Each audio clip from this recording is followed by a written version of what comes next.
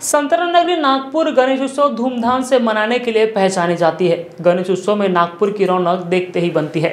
वैसे तो हजारों गणेश मंडलों में गणेश जी की स्थापना होती है, लेकिन गांधी बाग के राजा की बात ही कुछ निराली है। 2005 से गांधी बाग हैंडलूम एवं सूत मार्केट गणेश उत्सव मंडल यहाँ गणेश जी की स्थापना करते हैं। इस साल भी सामाजिक संदेश देते हुए मंडल द्वारा मास्क पहनने का संदेश दिया गया है, तो वही 2 गज की दूरी है जरूरी जैसे पोस्टर भी मंडल द्वारा लगाए गए हैं। आइए देखते हैं गांधी बाग के राजा की इस साल की क्या है विशेषता। गणेश जय गणेश देवा, माता जाके पार्वती पिता महादेवा, एक दंत दयावंत चार भुजाधारी, माथे सिंदूर सोए मूस के सवारी। जय गणेश जय गणेश देवा, माता जाके पार्वती पिता महादेवा। गांधी बाग के राजा की स्थापना हर साल की तरह इस साल भी की गई। गांधी बाग के व्यापारी वर्गों द्वारा पिछले 15 सालों से इस गणेश मूर्ति की स्थापना की जाती है। आमतौर पर हर साल धूमधाम के साथ बाप्पा का आगमन इस गणेश मंडल द्वारा किया जाता है, लेकिन कोरोना के वजह से इस साल गणेश मंडल ने सामान्य रूप से गणेश जी की स्थापना की। तो वही गांधी बाग हैंडलूम एवं सूत मार्केट गणेश उत्सव मंडल ने सामाजिक संदेश देते हुए पंडाल में मास्क लगाए, ताकि लोगों तक ये संदेश पहुंचे कि कोरोना के संक्रमण को रोकने के लिए मास्क महत्वपूर्ण है। तो वही 2 गज की दूरी है जरूरी जैसे पोस्टर भी मंडल द्वारा लगाए गए। नमस्कार, मैं सचिन बैस V24 तास के गणपति स्पेशल कार्यक्रम में आप सभी का स्वागत है। गांधी बाग के राजा कहे जाने वाले गणेशोत्सव मंडल के साथ हम यहाँ है। आइए मिलते हैं यहाँ के नगर सेवक, चहेते नगर सेवक दयाशंकर तिवारी जी से। नमस्कार। नमस्ते सर, जिस प्रकार पूरे नागपुर भर गणेशोत्सव मंडल की स्थापनाएं हुई है, हर साल कुछ और होता है, लेकिन इस साल कोरोना की महामारी चल रही है। किस प्रकार आप गए साल और इस साल को कहेंगे अपने शब्दों? गत वर्ष तक बहुत विशाल प्रमाण में गणेश उत्सव की गणेश जी की प्रतिमाएं बैठा ली जाती थी। पंडाल भी बड़े होते थे, मूर्तियां भी बड़ी होती थी, कार्यक्रम भी बड़े होते थे। लेकिन कोरोना की गतिविधियों के कारण शासन ने जो निर्देश दिया है कि 4 फुट से ऊपर प्रतिमा नहीं होनी चाहिए, उस निर्देशों का पालन करते हुए पंडाल का साइज छोटा करके 10 बाय 10 के पंडाल में गणेश जी की मूर्ति बैठा ली गई है। जो रोशनाई और बड़ी बड़ी सजावट की जाती थी वो सारी की सारी इस वर्ष नहीं की गई है।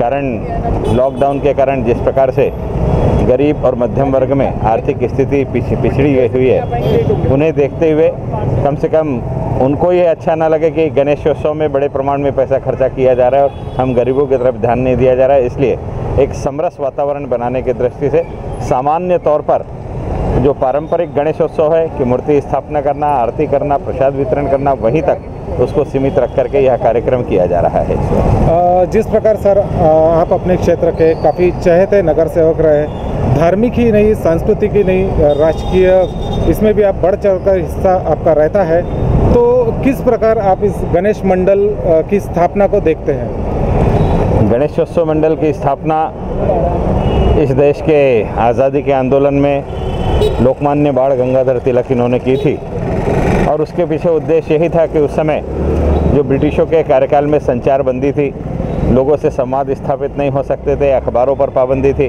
तो गणेशोत्सव के माध्यम से सांस्कृतिक कार्यक्रम करके, वाद विवाद करके, वक्तृत्व स्पर्धा करके राष्ट्रीय विचारों को जनता के समक्ष तक पहुंचाना। आज परिप्रेक्ष्य बदल गए हैं, देश आज़ाद हो गया है। देश के आज़ादी को भी करीब 74 वर्ष हो गए हैं। इसलिए लोकमान्य तिलक की परंपरा तो बदल गई, लेकिन आज भी लोगों में जागृति की नितांत आवश्यकता है। इसलिए प्रतिवर्ष गणेशोत्सव में एक सामाजिक विषय लेकर के हम लोग जागृति का कार्यक्रम करते हैं। इस वर्ष कोरोना का विषय है, इसलिए यह गांधी बाग का राजा जो गणपति है, इसने देश के माननीय प्रधानमंत्री नरेंद्र भाई मोदी ने जो नारा दिया था कि 2 गज की दूरी बहुत है ज़रूरी, उसी को साथ में लेकर के इस वर्ष यह कार्य किया जा रहा है। आप देखेंगे पंडाल में गणेश जी की प्रतिमा के सामने मास्क लटक रहे हैं। यही दर्शाने की कोशिश की है कि मास्क हमारे लिए नितांत आवश्यक है।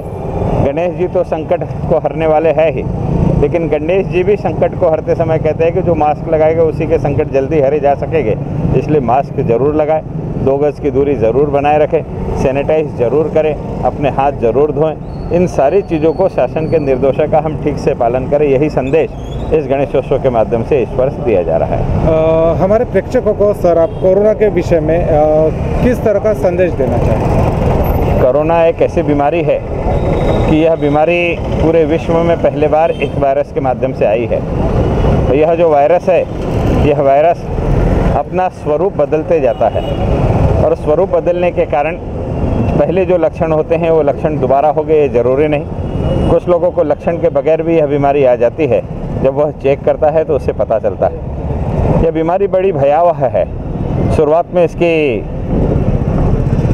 जो ताकत है उसका पता नहीं चलता, लेकिन शरीर अगर थोड़ा भी कमज़ोर रहा, जिसे डायबिटीज़ है, जिसे किसी भी प्रकार से अन्य रोग है, जिसे बीपी की बीमारी है, इन सारे लोगों को यह बीमारी जीवन के लिए धोखा भी हो सकती है। इसीलिए इसे हल्के में ना लें। आप यह न सोचें कि मरने वालों की संख्या बहुत कम है, मरने वालों की संख्या बहुत कम है। आप यह सोचें कि लोग मर रहे हैं करके, और इसमें किसी का नाम नहीं लिखा है कि कौन मरेगा। ना जाने किसका ऑक्सीजन % कम हो जाए, ना जाने किसका शरीर इस रोग से लड़ने में अक्षम साबित हो। हम शरीर से तो सुदृढ़ दिख रहे हैं, लेकिन हमारे अंदर क्या गुजर रहा है यह हमें पता नहीं। कोरोना किस दिन हमारे अंदर आया और लक्षण ना होने के कारण हमें पता नहीं, और कितने दिन से हमारे अंदर वो हमारे लंग्स में इन्फेक्शन कर रहा है इसकी जानकारी नहीं। इसलिए मैं विशेष रूप से निवेदन करूंगा कि हम किसी भी व्यक्ति से मिलते हैं तो ये समझ करके मिले कि उसे कोरोना हो गया है, इसलिए उससे दूरी बनाए रखें। हम अगर अपने मन में संकल्प कर ले कि सभी को कोरोना हो गया और सभी से दूरी बना करके रखेंगे, तो हम एक नैसर्गिक सोशल डिस्टेंस मेंटेन करेंगे। और इस बीमारी से बचने का सबसे बड़ा वही एक उपाय है, मास्क लगाना, हाथ को नियमित साफ करना, सैनिटाइज करना, सामाजिक दूरी बनाए रखना, यही सबसे बड़ा है इसके पीछे। और जन जागृति, हमारी श्वासों में अगर किसी भी प्रकार के हलचल में ज़्यादा होती है, वृद्धि होती है, तो तुरंत डॉक्टर के पास जाए।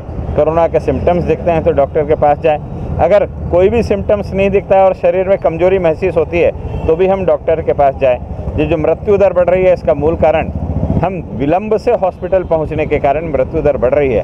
इसलिए शुरुआत में ही हम पेशेंट को डॉक्टर की राय से, डॉक्टर की मशवरा से, डॉक्टर के गाइडेंस में उसकी स्क्रीनिंग कराकर ही सारे इलाज कराएं, यही निवेदन मैं करना चाहता हूँ। धन्यवाद V24 तास के साथ संपर्क के लिए। आपके गणेश मंडल की स्थापना कब हुई और कब से गणेशोत्सव आपके तरफ कंटिन्यू चला आ रहा है? सन 2005 से हमने गणपति की स्थापना की थी। पहले साल हम सभी मित्र लोग मिलकर हमने डिसाइड किया था कि हम गणपति का स्थापना करेंगे, और अभी हमें मेरे हिसाब से 15 साल होते हुए आ रहे हैं। 15 साल, ये 15वां साल था। और इस साल हम उतना बड़ा तो कार्यक्रम नहीं कर पाए, छोटा सा किया है पर अच्छा किया है। और कोरोना के चलते हुए हमने इस समय जो सोशल डिस्टेंसिंग है उसका पालन करते हुए कम लोगों को साथ में रखा है। ज़्यादा लोगों को यहाँ पर बुलाया नहीं है। दर्शन के लिए भी ज़्यादा लोग आ नहीं पा रहे।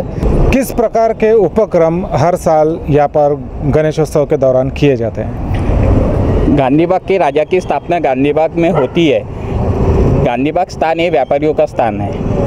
इस वजह से यहाँ कोई बच्चों के मनोरंजन के कार्यक्रम हम हर वर्ष करते ही नहीं हैं। व्यापारियों के लिए और जो अनाथ आश्रम के बच्चों के लिए हम हर साल किट बनाते हैं। व्यापारियों को संदेश देते हैं कि उसमें कुछ जमा किए, बुक, पेंसिल, जो भी है जिसकी जैसी श्रद्धा है वैसी करती है। साल भर गणपति के माध्यम से, मंडल के माध्यम से हम 4 कार्यक्रम होते हैं गांधी बाग में।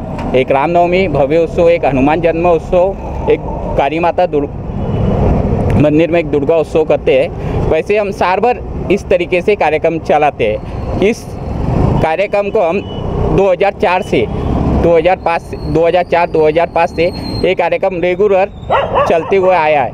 सिर्फ इसी साल कोरोना के वजह से हमने छोटा मंडप 5 बाय 10 का मंडप बनाए, और कोरोना का जो संदेश है, सोशल डिस्टेंसिंग, 2 कोस की दूरी, ये बना के रखने का एक संदेश देते हुए आ रहे हैं। हर साल जिस प्रकार गणेशोत्सव बड़े धूमधाम से मनाया जाता है, इस बार कोरोना के वजह से काफ़ी लिमिटेड उद्देश्यों के साथ आपको ये गणेशोत्सव मनाया जा रहा है। इसके ऊपर आप क्या कहना चाहेंगे? देखिए, ऐसा होता है कि हर साल एक भव्य प्रकार से गणेश उत्सव नागपुर में या पूरे महाराष्ट्र में मनाया जाता है। उस हिसाब से इस कारण इस साल जो है कोरोना काल चल रहा है। सब जगह, हर एक जगह कोरोना की महामारी चल रही है। उस हिसाब से ऐसे हो रहा है कि हर कोई एक सोशल डिस्टेंसिंग मेंटेन कर रहा है। उसके कारण ये हो गया है कि गवर्नमेंट गाइडलाइंस की जो चलती है कि जो GR निकला हुआ है कि उस हिसाब से ये कहना है कि 4 से 5 फुट के ऊपर मूर्ति ना बिठाया जाए, ना कोई मंडप 5 से 10 फीट के ऊपर रहा जाए। तो उस हिसाब से हम पालन कर रहे हैं। हर साल ऐसे होता है कि गणेश जी का आगमन और उनका जो रहता है विसर्जन वो धूमधाम से होता है। इस साल नहीं कर पा रहे हैं। एक भव्य महाप्रसाद होता है हर जगह, नागपुर में ही नहीं हर पूरे महाराष्ट्र में एक भव्य महाप्रसाद का आयोजन होता है।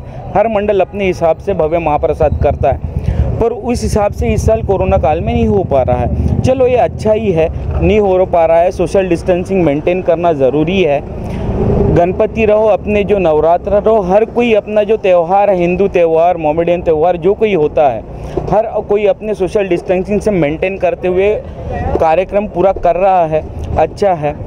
और रहेगी बात कि कोरोना काल में गणेश उत्सव कैसा जा रहा है, बात ऐसी है हर साल जैसे मनता है वैसे उसी उत्साह उल्लास से मनाया जा रहा है। बस थोड़ा सा ये है कि जिस उल्लास से हम गणपति बाप्पा को लेके आते हैं या जिस नाराज़गी से लेके जाते हैं, उतना उत्साह और उतना नाराज़गी नहीं रहेगी, क्योंकि ऐसा हो गया है कि उतने पैमाने में हम नहीं कर पा रहे हैं। जो कोई भी है, एक महाप्रसाद हो जो आयोजन करते, गरीबों को खाना खिलाना हो, जितने लोग हमारे इसमें आते हैं सहभाग लेते हैं, उतने लोग सहभाग नहीं ले पा रहे हैं। ये चलो जो कोई है अच्छा हो रहा है कोरोना काल में, पर जितना अच्छा हो सकता है, जितना सोशल डिस्टेंसिंग मेंटेन कर सकते हैं हम उस हिसाब से करेंगे। गवर्नमेंट गाइडलाइन जो है हम फॉलो करेंगे, उस हिसाब से फॉलो भी कर रहे हैं और इस हिसाब से गणपति महोत्सव जो है हम पूरा संपन्न करेंगे। के तरफ से हमारे प्रेक्षकों के लिए आपका क्या संदेश रहेगा? हाँ, गणेशोत्सव मंडल की तरफ से हमारे नागपुर वासियों के लिए एक संदेश देना चाहते हैं। 2 गज की दूरी बना के रखो और प्रत्येक लोग सोशल डिस्टेंसिंग का पालन करें और इस बीमारी को गंभीर रूप से लीजिए। इसको मजाक में इस बीमारी को लेना नहीं चाहिए। और हमारे देश के प्रधानमंत्री नरेंद्र मोदी ने जो संदेश दिया है वो प्रत्येक लोगों ने उसका पालन करिए और पालन करना चाहिए। और मास्क, सैनिटाइजिंग और दूरी बनाकर आप हर जगह उसका उपयोग करिए। बस मैं यही संदेश देना चाहता हूँ अपने नागपुर वासियों को और हमारे देशवासियों को। हमने अभी स्थापना की है और कुछ दिनों बाद 4 से 5 दिनों बाद हम विसर्जन करेंगे। हम चाहते हैं, हे गणपति, हमारी एक ही आपसे विनती कि आप इस कोरोना को हमसे दूर कीजिए और हम सभी को अब राहत दीजिए, क्योंकि बहुत हो गया है। हमारे इतने लोग वापस जा चुके हैं, मैं देखता हूँ इधर उधर जाता हूँ, देखता हूँ बॉडीज़ जा रही हैं, लगातार जा रही हैं। किसी हॉस्पिटल से जा रही है, कोई उस हॉस्पिटल से जा रही है, पर ये देखकर दिल दुखता है और ऐसा लगता है कि ये समय नहीं है, ये नहीं आना चाहिए था। हे गणपति, आप इसको वापस लेके जाइए कोरोना को और हमसे दूर कीजिए। हमारी यही विनती है गणपति जी से और हमारा यही संदेश है कि भैया सोशल डिस्टेंसिंग का पालन कीजिए, मास्क पहने, सैनिटाइजेशन करें और स्वस्थ रहे, मस्त रहे। धन्यवाद।